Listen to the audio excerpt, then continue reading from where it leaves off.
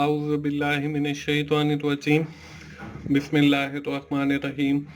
अस्सलाम वालेकुम दोस्तों, मैं हूं मोहसिन रज़ा और आप लोग देख रहे हैं 24/7 टीचर्स ऑनलाइन। दोस्तों, हमारी ह्यूमन रिसोर्स मैनेजमेंट की क्लास चल रही है और आज हमारी जो क्लास है वो क्लास नंबर 10 है।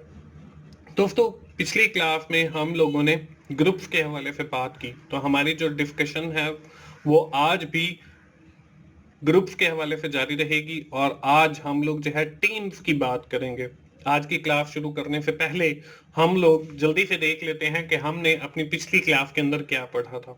दोस्तों, पिछली क्लास के अंदर हम लोगों ने पढ़ा था कि ग्रुप से क्या मुराद है और हमारे पास कितनी अक़साम के ग्रुप्स हैं, और हमने ये भी देखा था कि लोग जो है वो ग्रुप्स को क्यों ज्वाइन करते हैं, और आखिर के अंदर हम लोगों ने जो है देखा कि हमारे पास जो है क्या एडवांटेजेस हैं और क्या डिसएडवांटेजेस हैं ग्रुप्स के।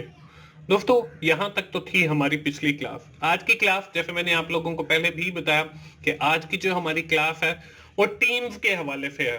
ठीक है, आज की क्लास में हम देखेंगे टीम्स से क्या मुराद है और हमारे पास कितनी अक़साम की टीम्स हैं। जैसे हमने ग्रुप्स के अंदर देखा कि हमारे पास एक फॉर्मल ग्रुप है और एक इनफॉर्मल ग्रुप है, तो इसी तरह हमारे पास टीम्स की भी बहुत सारी अक़साम है, जिसमें हमारे पास सेल्फ मैनेज टीम है, जिसमें हमारे पास क्रॉस डिपार्टमेंटल टीम है, जिसमें हमारे पास फंक्शनल टीम है, जिसमें हमारे पास वर्चुअल टीम है, और इसके साथ ही हम इनको विद इन डिटेल देखेंगे और मैं आपको with the help of the different example in teams के बारे में बताऊंगा। और आखिर के अंदर हम लोग देखेंगे कि एक अच्छी टीम बनाने की क्या कैरेक्टरिस्टिक्स या क्या खसूसियात हो सकती हैं। तो चलिए दोस्तों, आज की हम अपनी क्लास का बाकायदा आगाज करते हैं और सबसे पहले ये देखते हैं कि टीम्स बेसिकली होती क्या है। A team is a mature group. कि टीम जो है एक मैच्योर ग्रुप होता है with highly independent member who are completely committed to common goal. कि इसके अंदर जितने भी लोग काम कर रहे होते हैं they are also committed with the achievement of the goal, कि वो कमिटेड होते हैं कि उन्होंने ये गोल हासिल करना है। All teams start out as a group.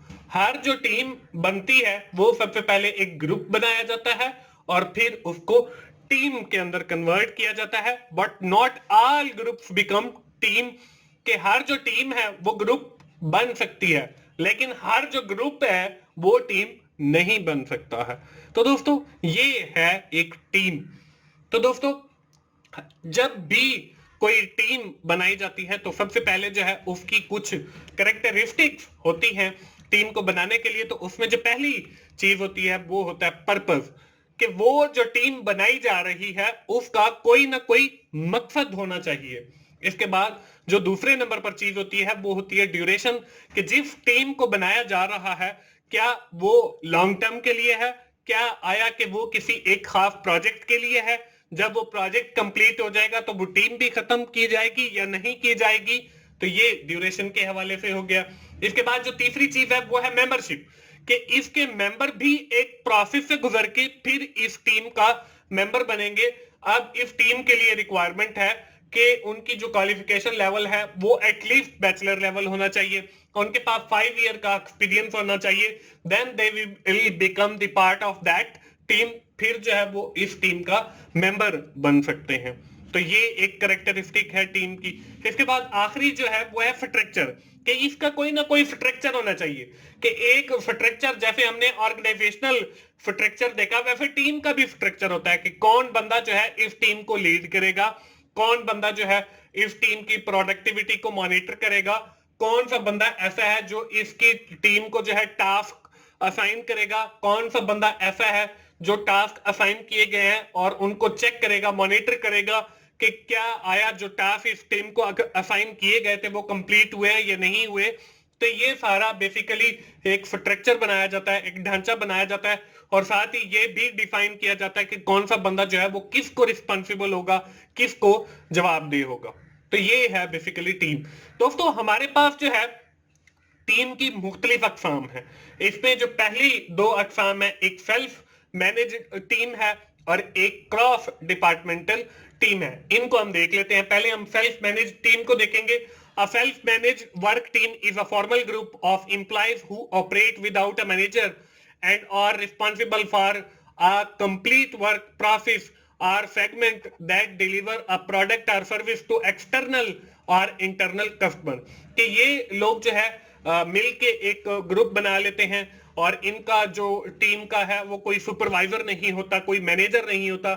हर बंदे को जो है एक काम दिया जाता है और फिर जो है वो काम जो है उस मकसद के हसूल के लिए होता है, या तो उन्होंने कोई प्रोडक्ट या सर्विस बना के अपने इंटरनल या एक्सटर्नल कस्टमर को देनी होती है। तो ये सेल्फ मैनेज टीम है कि इन्होंने खुद से काम करना है, हर बंदे ने अपना अपना काम करना है। इसके बाद एक दूसरी टीम है जिसको हम क्रॉस डिपार्टमेंटल टीम कहते हैं। अब ये टीम क्या होती है? Cross departmental team works on the similar task on their membership validity is high, which means that the members come and go over a time.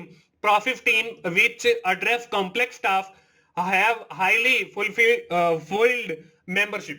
कि ये जो टीम है ये सिर्फ सेल्फ मैनेज, मतलब हर बंदे ने अब खुद से कोई काम नहीं करना, बल्कि इनको टास्क जो है वो असाइन किया जाता है और इसके अंदर जो टीम मेंबर्स होते हैं वो टाइम टू टाइम जो है वो चेंज होते रहते हैं कि कुछ लोग आ गए और कुछ लोग चले गए। और ये जो क्रॉस डिपार्टमेंटल है ये नाम से ही जाहिर है कि इसमें मुख्तलिफ डिपार्टमेंट्स के लोग को लाकर एक टीम तश्कील दी जाती है। मिसाल के तौर पे फाइनेंस डिपार्टमेंट है, वहां से एक बंदा आ गया, एक बंदा जो है वो मार्केटिंग डिपार्टमेंट से आ गया, एक बंदा जो है वो मैनेजमेंट से आ गया, एक बंदा जो है वो आईटी डिपार्टमेंट से आ गया। तो अब इन सब को मिला के एक टीम तश्कील दी गई और उनको एक पर्टिकुलर टास्क भी असाइन किया जाता है। तो ऐसी टीम जिसमें मुख्तलिफ डिपार्टमेंट्स के लोगों को लाकर एक टीम की शक्ल दी जाती है, इसको हम जो है क्रॉस डिपार्टमेंटलाइजेशन डिपार्टमेंटल टीम कहते हैं। इसके बाद दोस्तों हमारे पास टीम की दो और मजीद भी अकसाम है। एक इसमें फंक्शनल टीम है और एक इसमें वर्चुअल टीम है। हम सबसे पहले फंक्शनल टीम को देख लेते हैं। Functional team consist of 8 to 10 volunteer from a common work area who meet to find the solution to the specific problem about the quality of work of process product or service। कि इस team के अंदर जो है 8 से 10 लोग होते हैं और ये किसी एक पर्टिकुलर फंक्शंस को परफॉर्म करने के लिए बनाई जाती है।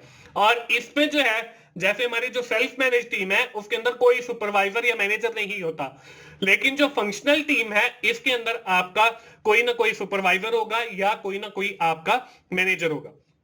इसके बाद आपकी जो आखिरी टीम की किस्म है वो है वर्चुअल टीम। अब वर्चुअल टीम क्या होती है? अब virtual team is an extension of the electronic meetings. Virtual team allow the groups to meet without the concern of the space, time and enable organization to link workers together that in the past could not have been done। कि पहले जो है team के जो लोग होते थे उनका आपस में मिलना जो है वो इम्पॉसिबल था, लेकिन इस दौर जदीद के अंदर जो है हमारे पास जो इंटरनेट की फैसिलिटी आ गई है या जो इलेक्ट्रॉनिक ईमेल्स आ गई हैं, अब जो है ये बात खत्म हो गई है कि कोई भी जो टीम मेंबर है वो कहीं पर भी एग्जिस्ट करता है, कोई भी टास्क जो है वो परफॉर्म कर रहा है तो वो दूसरे टीम मेंबर के साथ जो है वर्चुअली कनेक्ट रहता है तो through the computer, through the internet, और कहीं पर भी मुख्तलिफ जगहों पर बैठकर अपना अपना काम करते रहते हैं। तो ऐसी टीम जो मुख्तलिफ जगह पर हो लेकिन आपस में कनेक्टेड हो वाया कंप्यूटर और इंटरनेट, तो ऐसी टीम को हम वर्चुअल टीम कहते हैं। जैसे हम वर्चुअल यूनिवर्सिटी की एग्जांपल ले सकते हैं कि वर्चुअल यूनिवर्सिटी का जो हेड ऑफिस है वो किसी और लोकेशन पे है, लेकिन इसके जो वर्चुअल कैंपस हैं वो हर शहर के अंदर एग्जिस्ट करते हैं। तो ये हमारी वर्चुअल यूनिवर्सिटी की जो एग्जांपल है ये एक वर्चुअल टीम की एग्जांपल हो सकती है कि लोग जो है वो मुख्तलिफ जगहों पे बैठ के काम करते हैं लेकिन उन सब ने जो है वो रिपोर्ट करना है हेड ऑफिस को, लेकिन ये सब जो है वो कनेक्ट है आपस में एक दूसरे के साथ कंप्यूटर के जरिए और इंटरनेट के जरिए। तो ये हैं दोस्तों हमारे पास टीम की मुख्तलिफ अक़साम। दोस्तों इसके बाद हम ये देख लेते हैं कि एक जो हमारे पास इफेक्टिव टीम है उसकी कौन कौन सी कैरेक्टरिस्टिक हो सकती हैं। इसमें जो पहली है हैव अ क्लियर गोल, कि अच्छी टीम के लिए जो है एक गोल क्लियर होना चाहिए। हैव अ म्यूचुअल ट्रस्ट, कि एक दूसरे पर एतमाद होना चाहिए। हैव गुड कम्युनिकेशन, कि जब एक अच्छी टीम की ये भी खसूसियत है कि उन लोगों के दरमियान या उन टीम मेंबर्स के दरमियान जो कम्युनिकेशन है वो अच्छी होनी चाहिए। हैव एप्रोप्रिएट लीडरशिप, कि उस टीम का कोई एक अच्छा लीडर भी होना चाहिए। Have internal and external support, उस टीम को जो है कंपनी के इंटरनल यानी कि अंदर से भी और बाहर से भी जो है उस टीम को सपोर्ट होनी चाहिए। Have committed to achieve the common objective, और पूरी की पूरी जो टीम है वो कमिटेड होनी चाहिए उस गोल को हासिल करने के लिए। तो ये एक अच्छी टीम की खसूसियात के अंदर बातें शामिल होनी चाहिए। दोस्तों ये थी हमारी आज की क्लास टीम्स के हवाले से। आज की क्लास हम यहीं पे अपनी खत्म करेंगे और जल्दी से देखेंगे कि हम लोगों ने आज की क्लास के अंदर क्या पढ़ा है। आज की क्लास के अंदर हम लोगों ने बात की टीम्स की। हमने डिफरेंट टीम्स को देखा, जिसमें सेल्फ मैनेज टीम को देखा, क्रॉस डिपार्टमेंटल टीम को देखा, हमने फंक्शनल टीम को देखा, वर्चुअल टीम को देखा, और आखिर के अंदर हमने कुछ कैरेक्टरिस्टिक देखी जो एक टीम को इफेक्टिव बना सकती हैं।